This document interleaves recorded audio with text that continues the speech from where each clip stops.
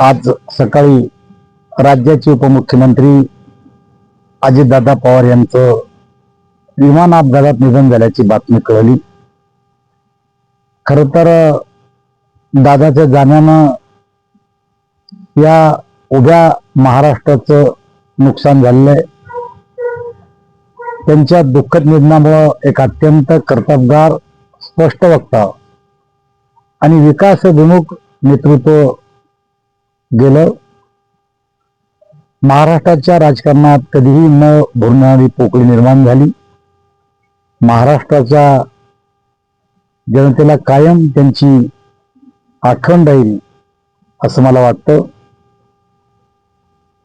मी त्यांना माझ्या वतीनं, माझ्या कुटुंबाच्या वतीनं आणि जालना लोकसभा मतदारसंघाच्या वतीनं श्रद्धांजली अर्पण करतो।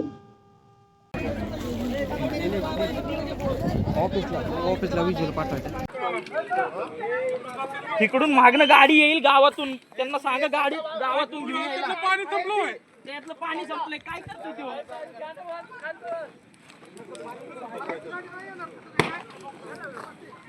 हॅलो बोल ना।